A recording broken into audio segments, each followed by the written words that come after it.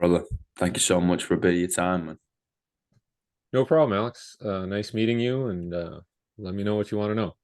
Dude, I'm fascinated by what you do. I think it's awesome. The return to play stuff really gets my engine going. Why did you get into it? Um, a lot of it is just out of necessity, and if like when I first started coaching, I was just exclusively more like an athletics track and field coach.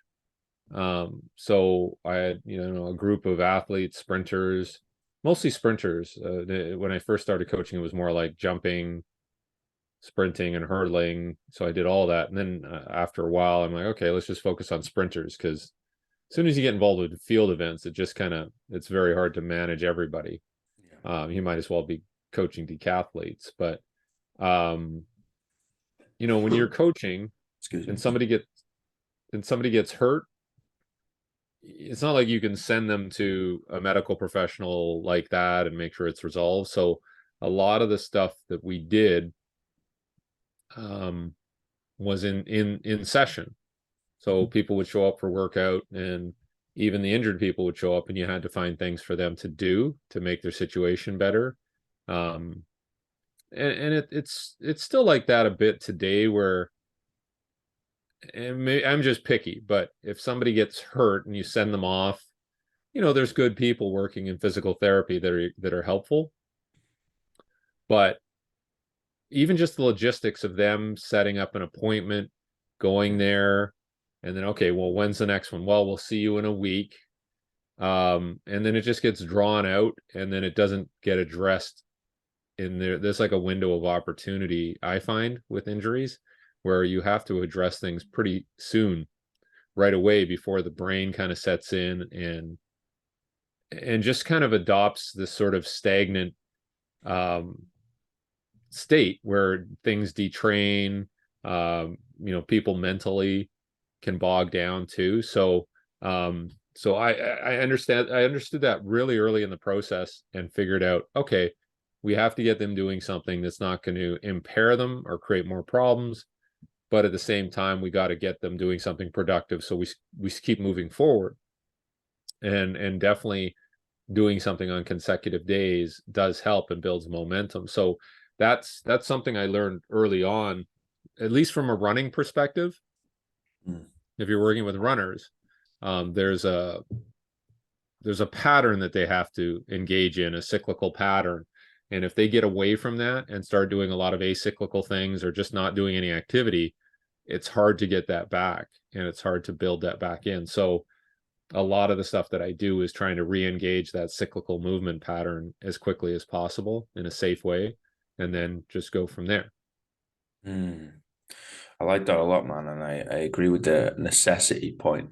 It's we get lost in translation a lot, especially when you get a little bang here and a little niggle there, and you're like, okay, well, refer on to such and such who's a little bit more qualified in that field. You're like, great. Then we see him in 2 months' time. You're like, wait, hold Yeah. on a minute. We've just lost 8 weeks. Like, we can't afford to do that. We got to be shit hot on these things. Let's go in tomorrow. Which is Yes. where pro sport's great, right? And the private sector's great. We can kind of push them into, you know, in front of a doctor straight away. But that's where you and I need to think outside of the box, where it's like, okay, cool. Well, we want you to be part of the team still and be around that camaraderie and rapport and the community. Okay, cool. So I want to see you tomorrow. But you can't do the same stuff. So we're gonna have to then rudder adjust and be like, right, what can we get here? What can we end up improving on? Even if it's just being around the environment, even if it's just a simple stretch, it's like we still made it to the gym, we still made it to the track, we still made it to the pool, we're still around our buddies, we're still in that environment, you're still bought in, right? Like a lot of, especially if they're kids, like they can end up tapping out mentally, and it's over with. It's really hard to get them to buy back in, especially for that season, right? So it's just trying to keep them back in the environment. Like, I mean, I'm sure you can relate. Like, as soon as we get banged up, that's it, man. I just want to sit down. I just want to go sit on the couch. It's over. It's like, no, keep going. It just means we need to change our priorities slightly. We need to be proactive rather than it's like, all right, it's over. It's done. Yeah, and I don't think there's been, I'm not going to say any research, but it's just not an area that's been explored enough. It's when you go back to the rest ice, Yeah. elevation, right, rice protocol, and it's like, and people still do that. People will, have a slight muscle injury, and they just slap an ice pack on it and go sit in the corner. Um, and I just don't do that. It just seems like the opposite of what you should do intuitively. So, that's I'm constantly thinking about that and going, okay, what's going to keep them engaged, like you said, and what's going to kind of keep things moving forward and start the healing process. So, and the other part is the medical system. If you rely on them, it takes forever. And I've told other people that, and you're probably in the same situation where if you're in a socialized medicine environment, there's a lot of waiting. Like if Yeah.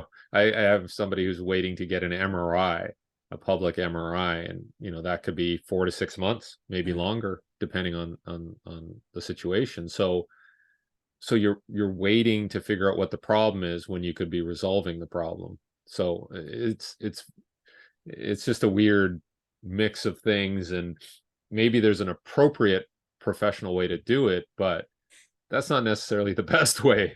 So Yeah. that's what I'm faced with a lot. Yeah, for sure, man. Like I remember at 18, I ended up breaking my back, right? And I couldn't move my legs for 3 weeks. And then a couple of weeks after that, I could start to hobble around some sort of with a bit of assistance from my mum. And we ended up making it to the doctor's office and they were like, oh yeah, cool, cool.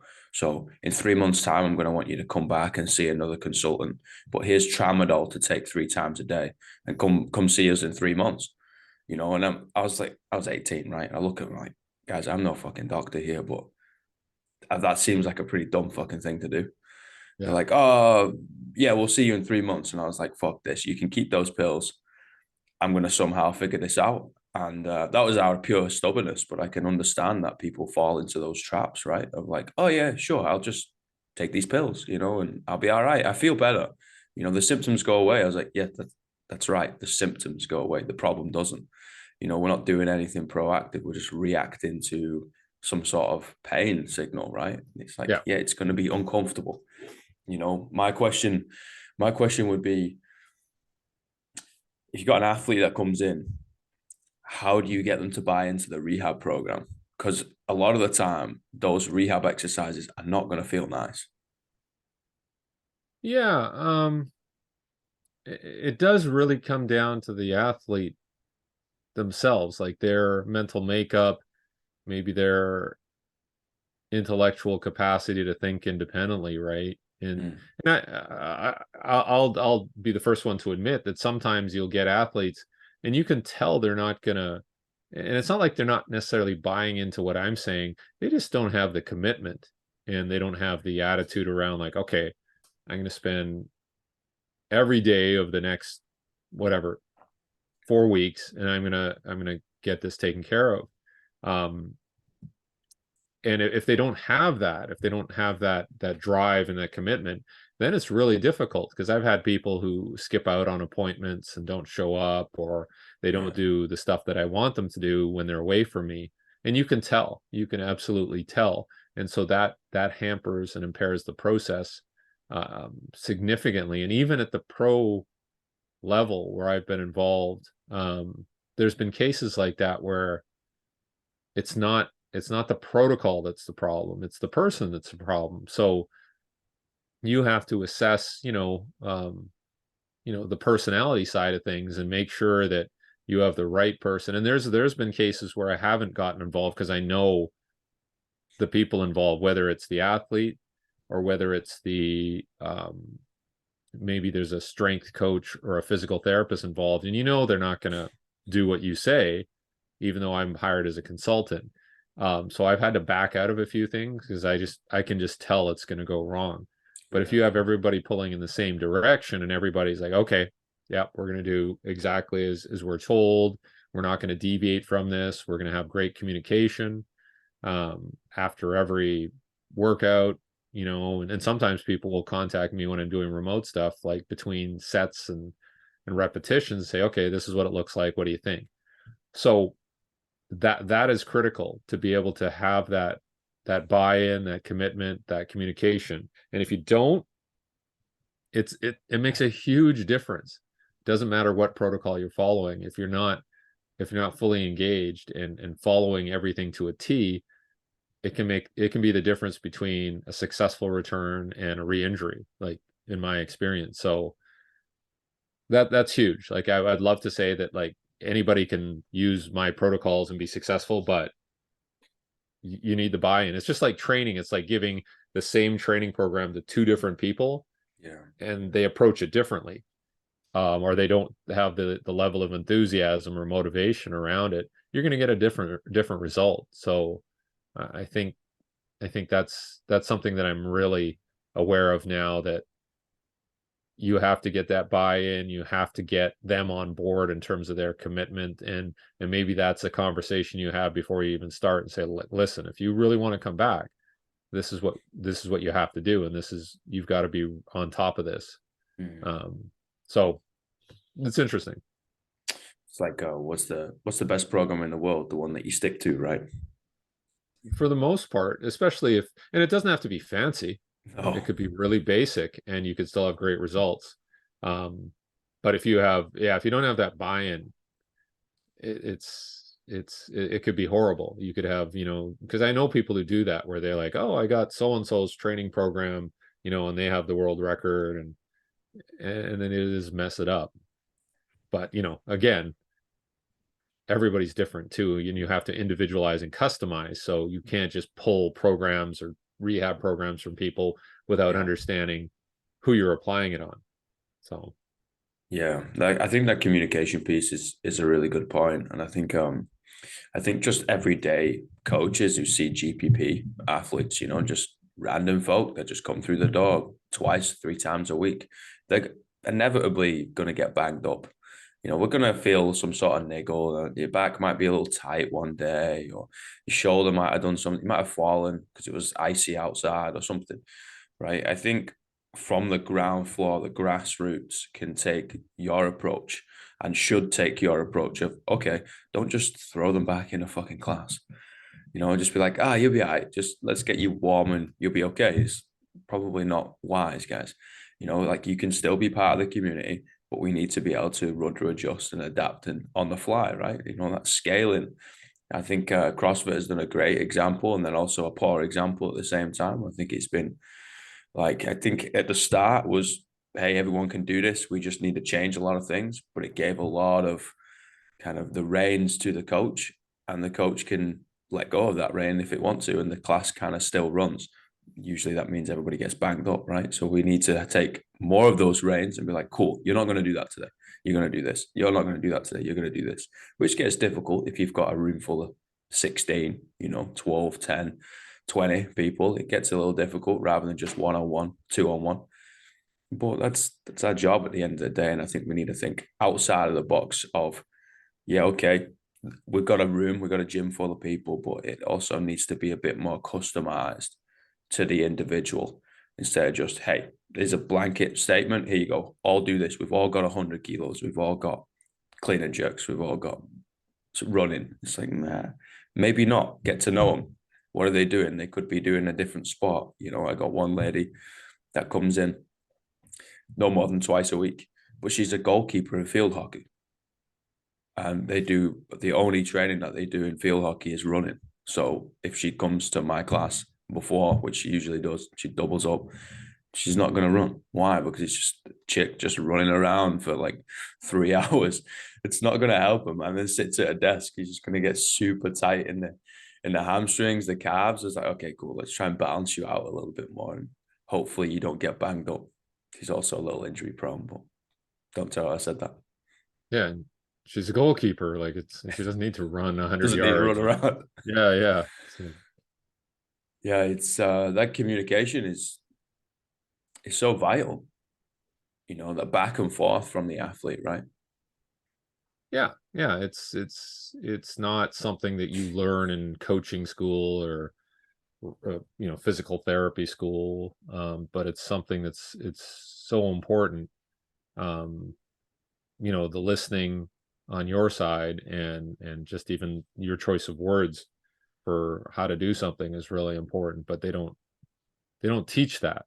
That's something you almost learn through trial and error, or hopefully you have somebody who's a bit of a mentor and they can kind of guide you through it. And so it's it, yeah, I don't know if you can integrate any of that stuff into a formal educational environment, right? That's something that you have to learn after you leave school. I wish there were more scenarios within a university or a schooling environment that would satisfy those requirements, but I think it's just too difficult. It's too difficult to set a curriculum around that and have skilled people to teach it.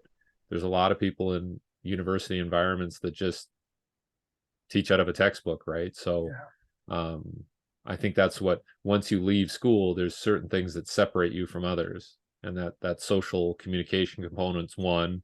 Obviously, your ability to run a business and be financially, competent, is another part of it, and obviously the marketing side and all that.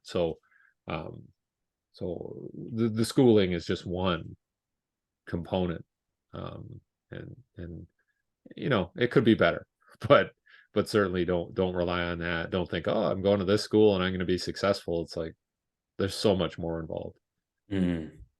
That's where experience becomes the greatest teacher, right? Like sometimes the baptism by fire is the best way to best way to go about it. You're gonna have to mess up a hell of a lot of sessions and kind of look at yourself in the mirror and be like, why am I keep messing up?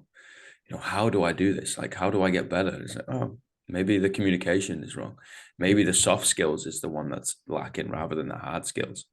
Like I've been around and rubbed shoulders with some incredible coaches, and usually the ones who are a lot tech spat, right? They got a hell of a lot of qualifications in the hard skill sector, mint, but they can't communicate it. They don't feel the vibe of the room change. When somebody's dragging their ass into the gym and it's a youth athlete, they've not got to know them, and they just treat them like the next person. It's like, yeah, we do need those knowledge.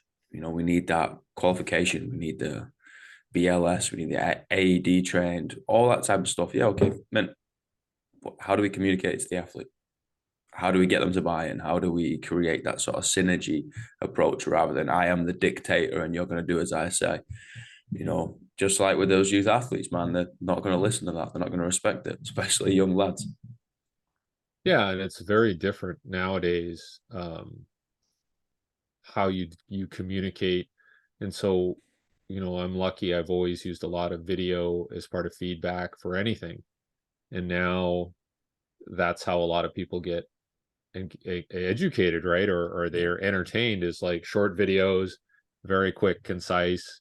Maybe they're a little sensationalistic or something, but um, obviously you're going to use words, and you're going to talk to them.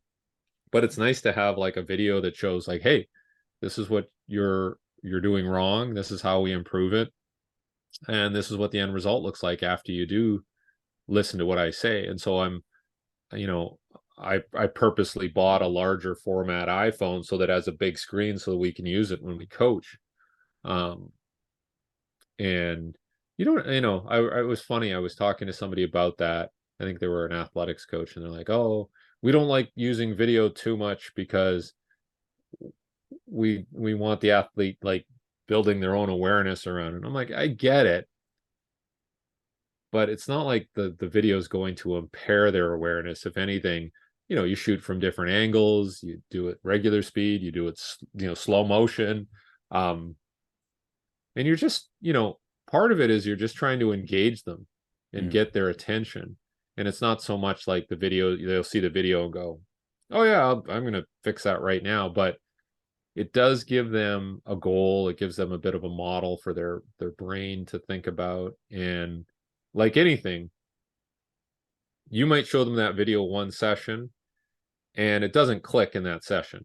There's a latency, right, to it. So, but maybe a session after, or two sessions later, they go, oh, okay.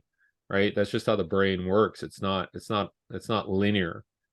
Organic is not linear. It's different. It's non-linear. So you might be here and then you have a big improvement.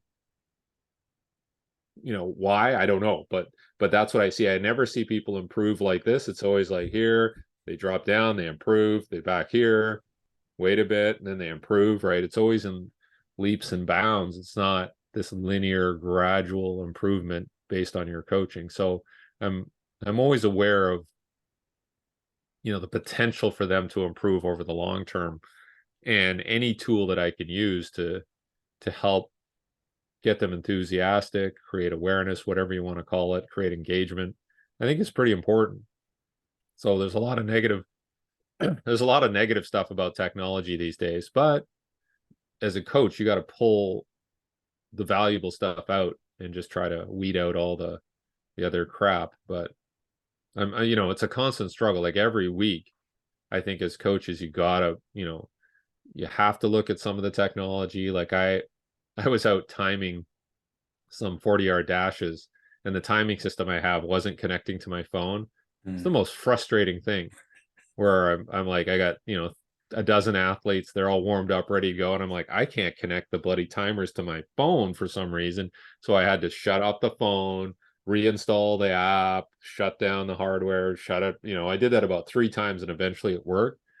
But oh my God, that's so frustrating. I was about to pull out the hand stopwatch and just do that. But, you know, it's that fine balance, right? You can't be completely ruled by technology, but certainly you got to leverage it some ways. Yeah, for sure. I think using the tools that we have on offer is a great thing, and some athletes respond really good to watching film, others don't, I think it's great. Like if we can connect to more athletes with more of these tools, then yeah, use them. I think it's fantastic. I would love to show more people film. It's like, here you go. This is what you look like, And if I ever coach Olympic weightlifting, whether it's one-on-one or in a class, I encourage people to set your phone up, man. And just set your phone up. You don't have to show anybody, like, and just go back. You have a look at it first. And obviously, I've only got one set of eyes, right? If there's a Yeah. lot of people moving around, like, I'm gonna miss things. I was like, cool, like show me the film, let me have a look, and then I can show you as we're going through it, right? You can slow it down, and yeah, dude, I think it's great. Like throw as many tools in there as you can, just like we need to do different cues, different style of cues. I think it's great, and I really relate to the progression of an athlete not being linear. I guess that's where our job is meant to be, quote unquote, fun. Yes. It's like, oh, okay, you had this yesterday and now you've just forgotten it. Meant okay, we've taken 5 steps backwards. All right, meant let's carry on, But then they end up leaping forward a couple of weeks later, and Yep. I find it's entertaining, mate. It keeps us on our toes, especially if you work with any folk with a slight neurodivergence. That is some entertaining work. It's like, oh, okay, we've completely forgotten everything. All right, sound. Let's start again from scratch. And then next thing you know, they're moving beautifully. You're like, wait, hold on a minute. I didn't even, right, we're gonna go with it. We're gonna go with this. Yeah. It's awesome, dude.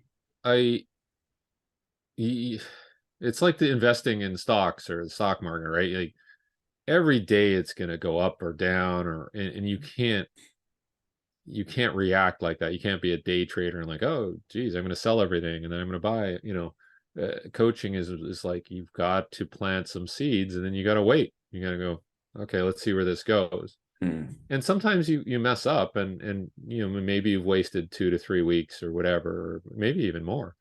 Um, but that's part of the job. Like you have to have some patience when you apply a different exercise or protocol or stressor, and then you wait and you're like, okay, that worked out, make a note of it. um but yeah, you can't be reactive. You have to be sort of reflective and to some degree proactive, and I think that's the interesting thing, and that's why the video is important. Like the video is just it's like a data point, Yeah. right? So if I take a video of you in week 1, Well, that's a data point to tell me where you were back then, and then 6 weeks later, that's another data point to show, oh, look, they're now, you know, running with a taller posture, and their arms are working in the right way that I want them to, or whatever. But it's certainly a data point. And when I was working at a physical therapy clinic for a number of years, and I was a little shocked at how they didn't use video. Mm. Like, so if somebody comes in for an assessment, and they would rather like pull out the goniometer and measure, awkwardly joint angles and all that. I'm like, why are you doing that? Just video it from, different, planes, and sagittal plane, frontal plane, whatever. Get them to do an exercise, a movement, a squat, whatever, and marching with their high knees, and take a video of it, because then I can extract joint angles, I can extract whatever. But just take the video and then send it to the EMR, the medical records, and save it, because you can look at it whenever you want. You don't have Mm. to examine it right now, but the data is there. And so 6 weeks later, if you're doing an ACL rehab, you can look at, do they have good joint extension or good joint flexion? Have they improved over the last 6 weeks? It's all there. And then you can see the movement quality because it's video too. And so that was interesting, how people just didn't like get it. They're like, what? Because they've only learned one way, like to do their charting. And so yeah, I hope that's improved. But um that's the one thing that I've always done, is like, well, and that's why, again, when you buy your phone, get the largest memory in that phone as possible, or find a way to back it up. But just, you know, I can take video, I can delete it if I don't like it, Mm. right? What's the harm in taking that video and collecting that data? Um, put it on a hard drive, send it to the cloud, whatever. But at least you have it. But if you don't, now you're kind of working blind, Yeah. and that's what I'm always thinking of, is like, I want to know that I can measure my progress. So, okay, well, I better start collecting data on some level, right? And even if I'm doing a sprint test, if I shoot at 120 frames per second and I'm in the right position, I can pull that time off of that video now. Do I need Mm. electronic timing? Yeah, it would be nice because you get an instant result, but I could always pull that data later, Mm. and it's more accurate, right? So if you go from first movement, so yeah, that's something that I'm always trying to consider, and working on a project is always like, I need a starting point, I need a sort of midpoint, and I need a final point to evaluate my progress, not just the athlete's progress. Yeah. And sometimes us humans need a slapping in the face, right? We need to be able to see it. We saw us doing the movement. We saw the athlete Yeah, doing the movement. Oh, okay. I can see the time on the board of them doing it, rather yeah, than just numbers on a piece of paper, right? Like yeah, sometimes yeah, we literally just need it slapping in the face. yeah. Because if somebody, like, I always watch the NFL Combine results, and then I watch, okay, what did the guy run? Well, he ran a 4.35 and a 40. Okay, well, what did he look like when he ran it? Hmm. Because some people can run it and look really relaxed and easy and under control. And some people can look like they're, killing themselves to get to that time. And I think that matters, right? How you Yeah. conduct yourself in order to get that performance matters, right? Anybody who's been good and has had longevity makes it look easy, right? So whether it's Michael Jordan or Jerry Rice or, Wayne Gretzky, they don't look like they're struggling out there. They look smooth. They look like they're under control.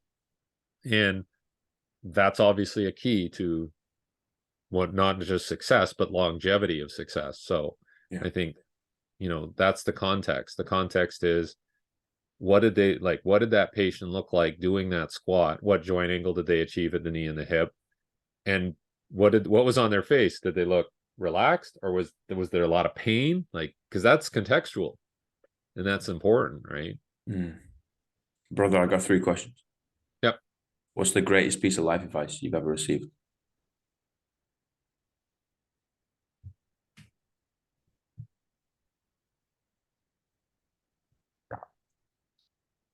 That's a good question.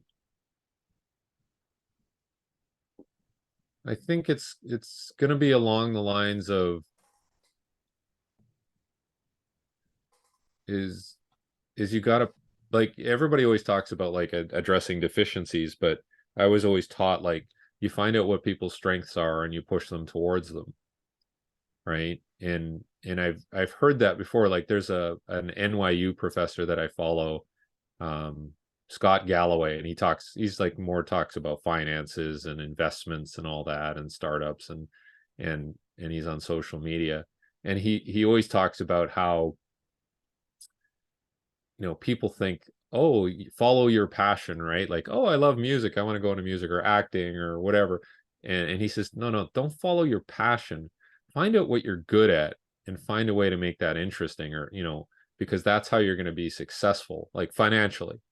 And I think it's kind of the same thing. Like you have to recognize that you're good at some things and that potentially you're bad at some things. So rather than going, oh, I want to be good at everything, or I want to, spend all this time fixing my deficiencies, you're almost better off to go, okay, I'm not good at that.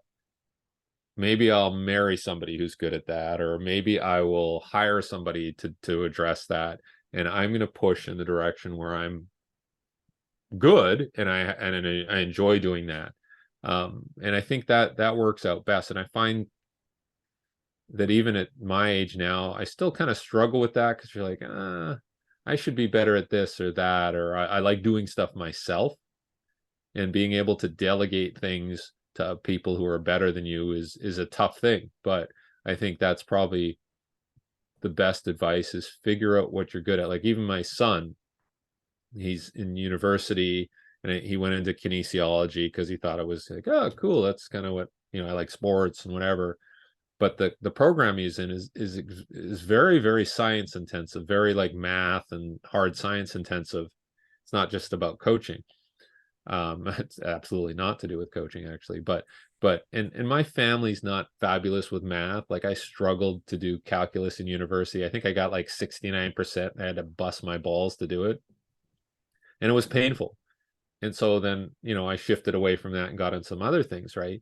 And I think that's what I'm telling him now is like, you could really struggle and you could get by, but you're wasting all this energy and funnel that into something that you're good at, or, Yeah. you don't struggle as much, right? Because genetically we're just not good at that. Like let's recognize that as a family.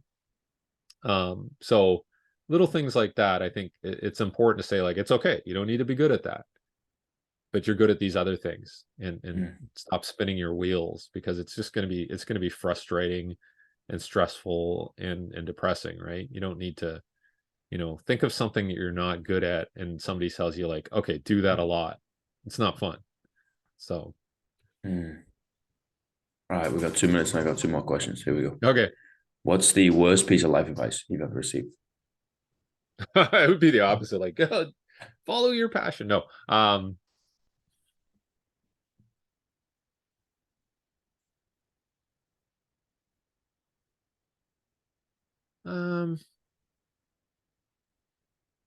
I think the one thing that I'm very careful of is like I don't get too excited about anything, and I have friends who are like, "Oh, you should be more excited. Like you're doing this, you're doing that. Like you should, And I think there was a quote. I think somewhere in Scandinavia, it was like Denmark or Finland or something. And they said, "Oh, you guys have the highest level of happiness in the world." And they talking to a guy, they said, "How come you guys are so content and happy?" And he says, the solution is having low expectations, right? So if you, have a level sort of even keel of your emotions and all that, then it's never too high, it's never too low. You don't have these swings. So I'm very careful. Like when I had this one friend, he's like, you should be more excited and get, you should go celebrate. And I don't. I will a bit, but certainly I'm very, very level with everything. And then, and when something bad happens, you're just like, okay, well, let's find a way to resolve this. But I think you got to be careful. I mean, everybody wants to like go out and party and have a good time. but you gotta keep grounded. Yeah, find that balance, right? Yeah, it's so important. What are the 3 words you tell your younger self? 3 words: Yeah. take your time. um and that's what I'm trying to teach my kids. Like, I think it's so, wherever you're at, you're always thinking about the immediate next step. So Yeah. like, I have to make a really good decision